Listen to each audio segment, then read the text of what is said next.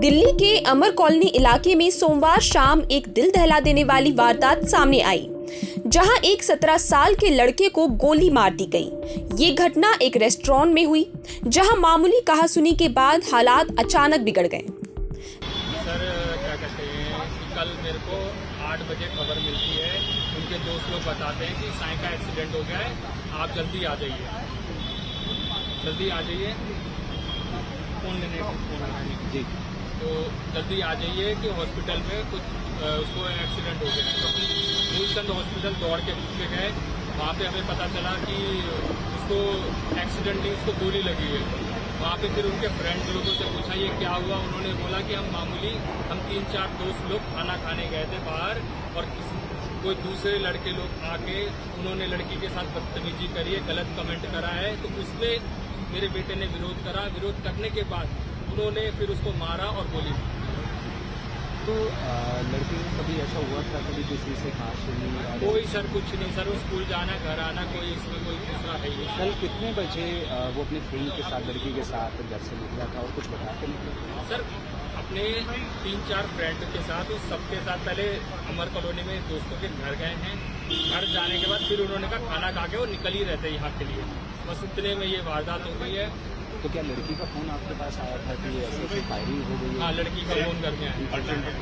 तो अभी लड़की कहाँ पर है? अभी लड़की हॉस्पिटल में है या सर वो पुलिस कस्टडी में? जानकारी के मुताबिक पीड़ित अपने दोस्तों के साथ खाना खा रहा था, तभी कुछ लड़के वहां से गुजरे और उनमें से एक ने कथित तौर पर उसकी कुर्सी को छू दिया।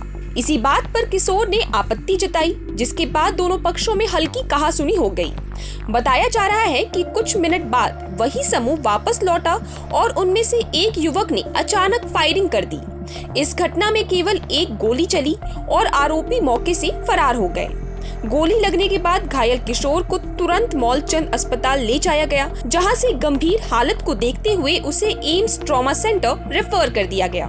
फिलहाल उसकी हालत नाजुक लेकिन स्थिर बताई जा रही है। मेरे बेटे की तबीयत ठीक नहीं है और मेरे बेटे के साथ बहुत गलत हुआ है, और मुझे समझ नहीं आ रहा कि मेरे बेटे के साथ ऐसा क्यों है। और इतनी गोली मार दी उसको जंगपुरा जैसे इलाके में। मेरे को समझ नहीं आ रहा कुछ भी, मैं क्या बोलूं, मैं ये भी नहीं समझ पा रही हूँ। जिसने मेरे बेटे को ऐसे किया है उनको जल्द से जल्द पकड़ा जाए, बस मैं ये चाहती हूँ। नहीं, मेरा बेटा स्कूल में बिल्कुल सही रहता है, सब जानते हैं उसको। मेरा बेटा है ही नहीं ऐसा। वो दोपहर में निकला था, दोपहर में घूमने निकला था, और घूम फिर के वो लोग एक ढाबे पे चाप खाने गए थे। चाप वगैरह खाई उन्होंने, और पीछे इन लड़कों ने उसके साथ गलत व्यवहार करके और उसको शूट कर दिया। किस तरह की कमेंटबाजी कर रही है? हाँ, लड़की वहीं थी। लड़की ने बताया कि मेरे साथ छेड़छाड़ कर रहे थे, तो साईं ने विरोध किया इस चीज का, और साईं ने विरोध किया तो साईं को ऐसे उन लोगों ने मारा और उसको शूट कर दिया। 3 जने थे। अभी उसके ब्रेन में गोली लगी हुई है और अभी उसकी तबीयत ठीक नहीं है। अभी हम मांग कर रहे हैं, जिन्होंने मेरे बेटे को मारा है उसको जल्द से जल्द पकड़ा जाए और उसको कड़ी से कड़ी सजा दी जाए। ऐसे आदमियों को तो फांसी की सजा देनी चाहिए, पर सरकार फांसी की सजा देगी जब ना, होगा ही नहीं कुछ। हम क्या करें, हम जितना दुखी हैं हम जानते हैं। नहीं, लड़की हमें हॉस्पिटल में मिली थी, लड़की भी थी और दोनों फ्रेंड भी थे, सारे थे। 4-5 बजे के करीब निकला था, खेलने मतलब घूमने निकले थे, और मतलब फिर उन्होंने वो ढाबे पे बैठ के खा रहे थे, वहीं पे इन लड़कों ने ऐसे किया है।